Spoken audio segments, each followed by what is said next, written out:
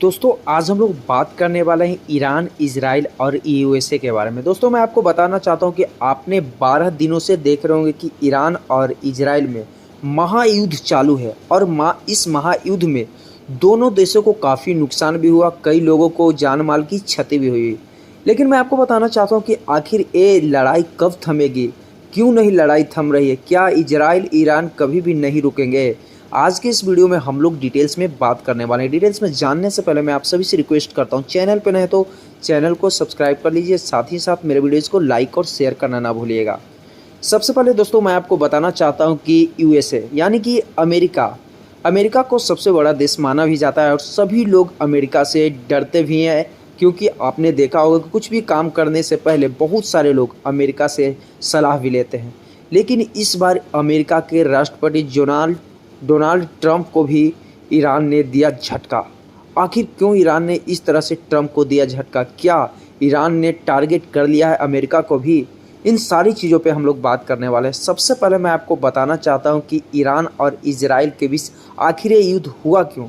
तो मैं आपको बताना चाहता हूं कि ईरान जो कि न्यूक्लियर प्रोग्राम के लिए तैयारी कर रहा था, ये न्यूक्लियर प्रोग्राम में क्या होने वाला है मैं आपको बताना चाहता हूँ कि ईरान न्यूक्लियर बॉम्ब बनाने की तैयारी, जिसमें काफ़ी मिसाइलें, और ये न्यूक्लियर परमाणु इसलिए बना रहा है कि बहुत सारे लोगों का कहना है कि ईरान अपने आप को स्ट्रांग बनाना चाहता है और इस न्यूक्लियर प्रोग्राम से काफ़ी लोग डरे हुए हैं, चाहे अमेरिका हो चाहे इजराइल हो। उन लोगों का कहना है कि ईरान ये न्यूक्लियर प्रोग्राम को हम लोग असफल कर देंगे, लेकिन ईरान का कहना है कि हम ऑलरेडी सफल हो चुके हैं।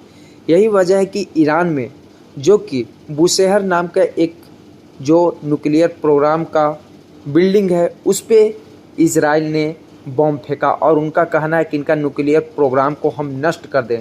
लेकिन भाई साहब, कहा जाता है कि न्यूक्लियर प्रोग्राम को ईरान ने खुद कहा कि हमें नष्ट करने के लिए उनकी क्षमता नहीं है, और सभी लोगों को लग रहा था कि जब ईरान न्यूक्लियर बॉम्ब की तैयारी कर लेगा तो वो किसी भी देश से नहीं डर पाएगा। और इसी डर को रोकने के लिए अमेरिका को भी डर था कि हो सकता है फ्यूचर में मेरे ऊपर भी आक्रमण कर सकता है।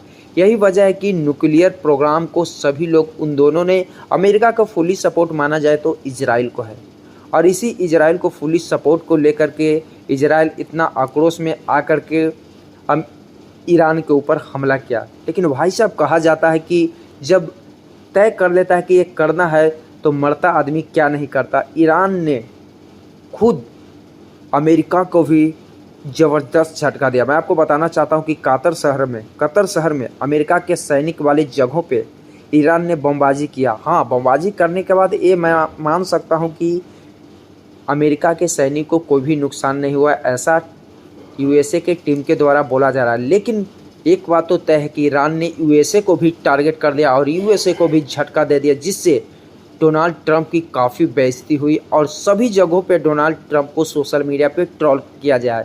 यही नहीं, मैं आपको बता दूं कि डोनाल्ड ट्रंप ने एक पोस्ट किया है जिसको जेडी वांस ने, वहाँ के उपराष्ट्रपति जेडी वांस ने इनको सपोर्ट करते हुए दिख रहे हैं। लेकिन फिलहाल मैं आपको बताना चाहता हूँ कि अमेरिका भी ईरान से डर चुका है। यही नहीं, सोशल मीडिया पे अमेरिका, डोनाल्ड ट्रंप ने क्या लिखा है कि तेल की खरीदारी हम लोग चाइना, ईरान से भी कर सकता है और अमेरिका से भी कर सकता है। इस टिप्पणी के बाद सारे लोग एक कंफ्यूज हो गए हैं कि आखिर अमेरिका चाहता क्या है। मैं आपको बताना चाहता हूं कि बहुत सारे लोगों का कहना है कि इस बार डोनाल्ड ट्रंप को किसी ने भी झटका दिया है तो वो खुद ईरान, और एक बार इस ईरान के झटका से क्या अमेरिका रुक पाएगा, अपनी बेइज्जती सह पाएगा। इजराइल की बात की जाए तो भाई साहब, इजराइल को तो ईरान ने ठंडा कर दिया, और सीज़ फायर की बात की जाए तो ट्रंप के बातों को भी उल्लंघन किया। खुद ट्रंप ने इजराइल और ईरान से आक्रोश दिखे, लेकिन ज़्यादा आक्रोश ट्रंप दिखे हैं तो इजराइल पे, क्योंकि भाई साहब बात की जाए तो ईरान ने सबको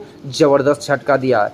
क्योंकि ईरान अपना जो भी झटका दिया यूएसए को तो काफ़ी बेहतरीन झटका दे चुका है, जिससे ट्रंप भी अंदर ही अंदर नाराज़ है। लेकिन बहुत सारे लोगों को कहना है कि क्या अमेरिकी राष्ट्रपति डोनाल्ड ट्रंप इसका बदला लेंगे या बैक हो जाएंगे। लेकिन आप लोग कमेंट करके ज़रूर बताइए, क्या ये बैक ले सकते हैं, क्योंकि 24 जून 2025 को सीज़ फायर हुआ है। सीज़ फायर में ये साबित होता है कि दोनों देशों के बीच लड़ाई खत्म हो जाएगी, लेकिन भाई साहब ऐसा नहीं हुआ। यानी कि डोनाल्ड ट्रंप के बातों का भी उल्लंघन हो गया और वहाँ के जो नेशनल न्यूज़ है CNN और DSCNN, उन्होंने भी ये साफ जाहिर किया है कि जिस तरह से डोनाल्ड ट्रंप बोल रहे हैं उनकी बातों में सच्चाई नहीं दिख रही, जिससे डोनाल्ड ट्रंप काफ़ी आक्रोशित हो गए ये दोनों न्यूज़ चैनलों पर। फिलहाल मैं आपको बताना चाहता हूँ कि भाई साहब, अगर कोई डोनाल्ड ट्रंप को झटका दिया है तो ईरान। भाई साहब, क्या ईरान ने गजब का झटका दिया। आप लोग कमेंट कीजिए कि आखिर असली गलती किसकी मानी जाएगी।